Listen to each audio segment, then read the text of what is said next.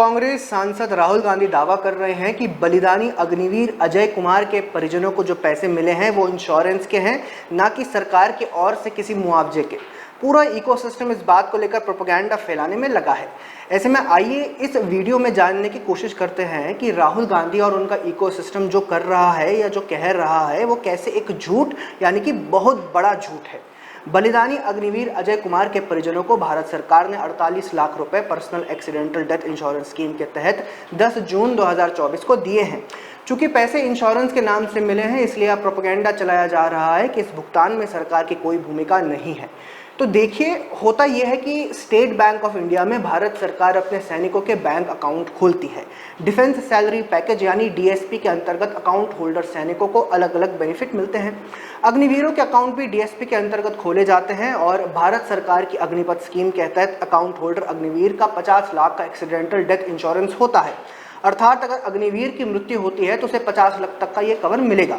इसी के तहत अग्निवीर अजय कुमार के परिजनों को 48 लाख रुपए डिफेंस अकाउंट डिपार्टमेंट की तरफ से दिए गए। आप अपनी स्क्रीन पर इसका सबूत देख सकते हैं। ये पैसे भले ही इंश्योरेंस के नाम पर मिले हैं, पर ऐसा नहीं है कि ये पैसे सरकार ने नहीं दिए हैं। ये पैसे भारत सरकार ने ही अग्निपथ स्कीम के तहत दिए हैं, क्योंकि ऐसे पेमेंट के लिए ही सरकार इंश्योरेंस स्कीम चलाती है, ताकि यदि दुर्भाग्यवश किसी अग्निवीर की मृत्यु या कोई और शारीरिक क्षति हो तो उसे मुआवजा दिया जा सके। इस 48 लाख के सिवाय बलिदानी अग्निवीर के परिजनों को 50 लाख रुपए और दिए गए हैं। ये 50 लाख रुपए आईसीआईसीआई लोम्बार्ड इंश्योरेंस के मिले हैं। सवाल है कि प्राइवेट इंश्योरेंस कंपनी ने बलिदानी अजय कुमार के परिजनों को 50 लाख रुपए क्यों दिए? क्या अग्निवीर अजय कुमार खुद इंश्योरेंस प्रीमियम दे रहे थे? इसका जवाब है नहीं। अग्निवीर अजय कुमार इंश्योरेंस प्रीमियम नहीं दे रहे थे। दरअसल भारत सरकार सभी अग्निवीरों का प्राइवेट इंश्योरेंस कंपनी में 50 लाख का इंश्योरेंस करवाती है। इस इंश्योरेंस का भी पूरा प्रीमियम सरकार देती है। मृत्यु होने की स्थिति में भारत सरकार ही प्राइवेट कंपनी में इंश्योरेंस का क्लेम करती है और क्लेम का पैसा बलिदानी के परिजनों को सौंप देती है। भारत सरकार की इसी इंश्योरेंस स्कीम के तहत बलिदानी अजय कुमार के परिवार को 50 लाख रुपए मिले हैं।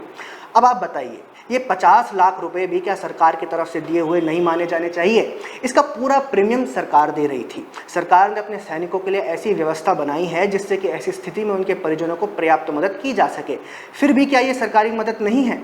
ऐसे में ये कहना कि प्राइवेट कंपनी ने इंश्योरेंस के पैसे दिए हैं, इसमें सरकार का कोई योगदान नहीं है, ये बिल्कुल भी उचित नहीं है। एक बार को तो आप ये भी कह सकते थे कि जब प्रीमियम अग्निवीर के अकाउंट से जा रहा होता, प्रीमियम का एक हिस्सा भी अगर अग्निवीर के अकाउंट से जा रहा होता, तब एक बार भी कह सकते थे। लेकिन यहां तो पूरा का पूरा प्रीमियम सरकार दे रही है। सरकार ने सेना के लिए यही फाइनेंस सिस्टम क्रिएट किया है। ऐसे में निश्चित तौर पर यह सरकारी मदद ही है। इस तरह से देखें तो शहीद अग्निवीर अजय कुमार के परिजनों को 48 लाख रुपए सरकार ने पहले दिए और फिर 13 फरवरी 2024 को 50 लाख रुपए इंश्योरेंस के दोबारा दिए। इसके साथ ही आर्मी ने 39,000 रुपए और दिए हैं। ऐसे में कुल 98,39,000 रुपए अग्निवीर अजय कुमार के परिजनों को मिल चुके हैं।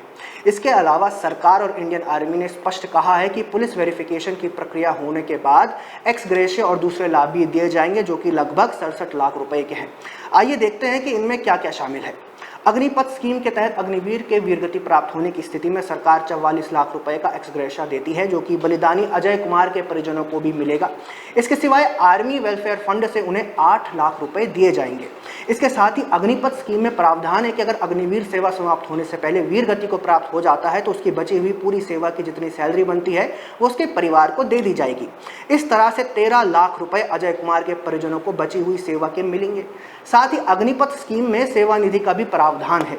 सेवा निधि में अग्निवीर अपनी कमाई का 30% हिस्सा देता है, उतना ही हिस्सा सरकार अपनी तरफ से देती है और उस पर ब्याज जोड़कर जितना बनता है वो उसे सेवा समाप्त होने के दौरान मिलता है। बलिदानी अजय कुमार के परिजनों को 2.3 लाख रुपए सेवा निधि से मिलेंगे।